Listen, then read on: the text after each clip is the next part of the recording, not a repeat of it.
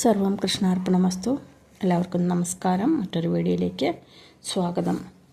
നമ്മളൊക്കെ ഗുരുവായൂർ അമ്പലത്തിൽ പോകുമ്പോൾ അവിടെ വലിയൊരു ഉരുളിയിൽ കുന്നിക്കുരു വാരിയിടുന്ന കുട്ടികളെയും മുതിർന്നവരെയും ഒക്കെ കണ്ടിട്ടുണ്ടായിരിക്കും അല്ലേ? എന്നാൽ ഇങ്ങനെ ഒരു ആചാരം വന്നതിൻ്റെ പിന്നിലെ ഐതിഹ്യവും പിന്നെ കണ്ണൻ തൻ്റെ തിരുമുടിയിൽ ചൂടുന്ന മയിൽപ്പിലിയുടെ കഥയും പറയാം. കേട്ടോളൂ.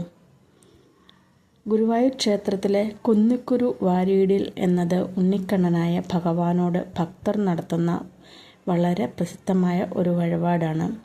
ഭഗവാന്റെ പ്രീതിക്കായി കുട്ടികളെ കൊണ്ട് ക്ഷേത്രത്തിൽ കുന്നിക്കുരു വാരിയിടിക്കുന്ന ആചാരത്തിന് പിന്നിൽ ഒരു ഐതിഹ്യ കഥയുണ്ട്.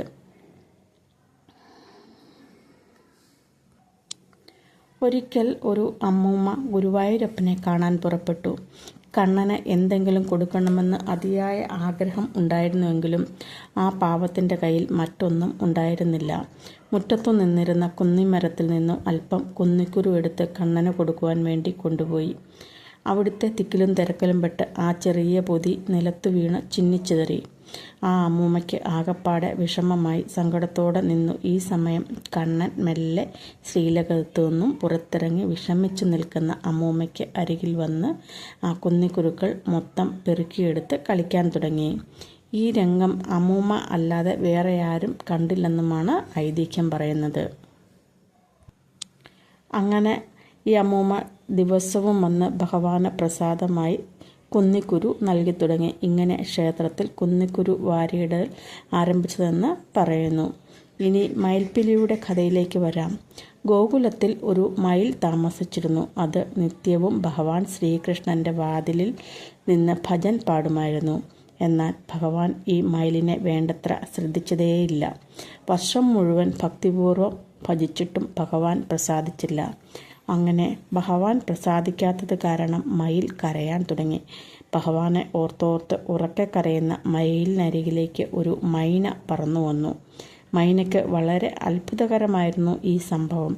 സാധാരണ മയിലുകൾ കരയാറില്ല. അതും ശ്രീകൃഷ്ണൻ്റെ പടിവാതിൽക്കൽ വെച്ച് തന്നെ കരയുക എന്ന് വെച്ചാൽ ഈ പക്ഷിക്ക് എന്തൊരു ദൗർഭാഗ്യമാണ് വന്നിരിക്കുന്നത് എന്ന്. മൈന മയിലിനെ അടുത്തു വന്ന് ചോദിച്ചു, നീ എന്തിനാണ് കരയുന്നത്? മയിൽ പറഞ്ഞു, കഴിഞ്ഞ 1 വർഷമായി ശ്രീകൃഷ്ണൻ്റെ ഓർമ്മകളിൽ അദ്ദേഹത്തെ പ്രശംസിച്ച് ഗീതങ്ങൾ പാടുന്നു. എന്നാൽ ഭഗവാൻ ഇന്നുവരെ എന്നെ ശ്രദ്ധിച്ചതുപോലുമില്ല. ഇത് കേട്ട് മൈന പറഞ്ഞു, നീ എൻ്റെ കൂടെ വരൂ ബർസാനയിലേക്ക്. അവിടെ രാധയുടെ ഭജനഗീതം നമുക്ക് ആലപിക്കാം. അങ്ങനെ മയിൽ മൈനയോടൊപ്പം ബർസാനയിൽ പോയി രാധയുടെ ഗീതം പാടാൻ തുടങ്ങി. രാധയുടെ ഈ സ്തുതികൾ രാധയുടെ കാതിൽ പതിക്കുകയും ദേവി ഓടി വന്ന് മയിലിൻ്റെ കഴുത്തിൽ സ്നേഹത്തോടെ തലോടി. നീ എവിടെ നിന്ന് വരുന്നു? മയിൽ ഗദ്ഗത കണ്ടയായി പറഞ്ഞു തുടങ്ങി. രാധാദേവിക്ക് പ്രണാമം. ഇന്നുവരെ കേട്ടിരിക്കുന്നത് അവിടുന്ന് കരുണയുടെ മൂർത്തിയാണെന്നാണ്. എന്നാൽ ഇന്നു തെളിഞ്ഞു അവിടുന്ന് കൃപാമൂർത്തി കൂടെ ആണെന്ന്. ഇത്രയും ദിവസമായിട്ട് ഞാൻ കൃഷ്ണൻ്റെ നാമം ചൊല്ലിയിരുന്നു.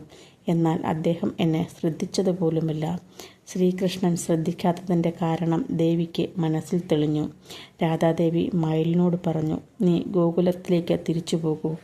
എന്നാൽ ഇത്തവണ പഴയ ഗീതത്തിനു പകരം ജയരാധേ രാധേ എന്ന ഗീതം ജപിക്കൂ. അങ്ങനെ മയിൽ വീണ്ടും ഗോകുലത്തിലെത്തി രാധാഗീതം പാടാൻ തുടങ്ങി.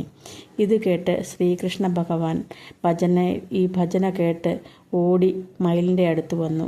മയിലിൻ്റെ കഴുത്തിൽ തലോടി അതിനെ പ്രേമപൂർവ്വം ആശ്വസിപ്പിച്ചു. നീ എവിടെ നിന്ന് വരുന്നു? മയിൽ ഉണ്ടായ കാര്യങ്ങളെല്ലാം പറഞ്ഞു. അങ്ങയുടെ നാമത്തിൽ മുഴുകി 1 വർഷം മുഴുവൻ ഞാൻ ജീവിച്ചു. എന്നാൽ അങ്ങ് എന്നെ ശ്രദ്ധിച്ചതുപോലുമില്ല. ഇതിപ്പോൾ രാധാദേവിയുടെ നാമം ചൊല്ലിയപ്പോൾ അങ്ങ് ഓടി വന്നു. ഭഗവാൻ മന്ദഹസിച്ചുകൊണ്ട് പറഞ്ഞു, മയിലിനോടുള്ള സ്നേഹത്തെ സൂചിപ്പിക്കാനായി അതിനൊരു വരം കൊടുക്കുന്നു. ഏതു കാലം വരെ ഈ സൃഷ്ടി നിലനിൽക്കുന്നുവോ അതുവരെ നിന്റെ പീലി എൻ്റെ തലയിൽ പ്രകാശിച്ചിരിക്കും എന്ന് തീർച്ച. അതിനുശേഷമാണ് ഭഗവാൻ ശ്രീകൃഷ്ണൻ തൻ്റെ തിരുമുടിയിൽ മയിൽപ്പീലി ചൂടാൻ ആരംഭിച്ചത്. ഈ വീഡിയോ നിങ്ങൾക്ക് ഇഷ്ടപ്പെട്ടെങ്കിൽ ലൈക്ക് ചെയ്യാനും കമൻറ്റ് ചെയ്യാനും സബ്സ്ക്രൈബ് ചെയ്യാനും മറക്കരുത്. Thank you.